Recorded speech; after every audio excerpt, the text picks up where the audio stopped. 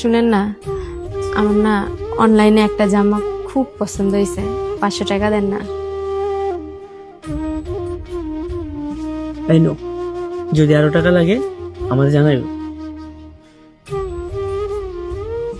আপনি কই আছেন? বাজারে আছি কো।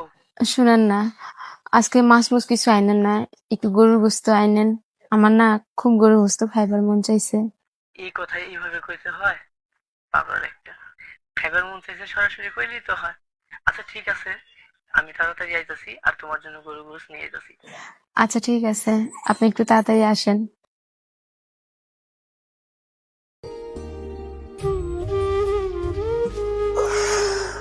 আচ্ছা, আজকে রান্না কেমন হয়েছে? তোমার হাতের রান্না আবার কেমন হয়েছে বলতে হয় নাকি? অনেক মজা হয়েছে, অনেক, একদম অমৃত খাইলাম মনে হইলো। সত্যি কইতেছেন তো? আমি জানি আমার হাতে রান্না অতটাও মজা হয় না। শোনো, যে দেখতে সুন্দর, যার মন ভালো, তার হাতের রান্না অবশ্যই ভালো। হইছে, আর পাম মারা লাগবো না। আচ্ছা, আপনি একটা কথা কন তো, আমি যখনই আপনার কাছে টাকা পয়সা চাই আপনি সাথে সাথে দিয়ে দেন, যখনই কিছু খাইতে চাই আপনি না করেন না, ওটাও সাথে সাথে আইনা দেন। আমার কোনো চাওয়া পাওয়াই অপূর্ণ রাখেন না। একটা সত্যি কথা কইবেন, আপনি আমারে এত ভালোবাসেন কেন? সত্যি কইবেন কিন্তু। আচ্ছা, সত্যি কইলে আবার ভাব বাইরে যাইব না তো? দেখো কিন্তু, তাইলে শোনো, তুমি আসলে দেখতে অনেক সুন্দর আর আমার পছন্দের একজন মানুষ। আর জীবন সঙ্গী সুন্দর মানেই জীবন সুন্দর। আমি তোমারে খুব ভালোবাসি। আর তোমার চাওয়া পাওয়া কোনো সময় আমি অপূর্ণ কেন রাখি না জানো?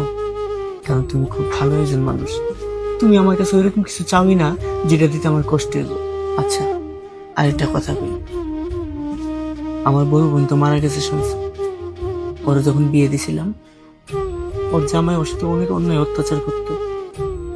ওর জামাইরে আমরা এত কিছু দিছি, তারপরও আমার বোনের সাথে খুব খারাপ আচরণ করতো।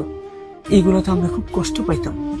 যখন শুনতাম আমার বোনটা সুখে আছে, আমরা অনেক হাসি খুশি থাকতাম, অনেক ভালো লাগতো আমারও। আর যখন শুনতাম আমার বোন কষ্টে আছে, আমারও কষ্টে বুকটা ফাইটা যেত।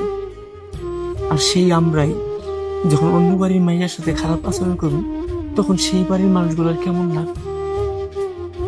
তো এটা আমরা বুঝি। এই জন্য আমি চাই না তোমারে কোনো সময় কষ্ট দিই। আমার ভুলেও যদি কোনো সময় তোমারে আঘাত দিয়ে থাকি, আমার তুমি ক্ষমা করে দিও। আমি তোমারে অনেক ভালোবাসি।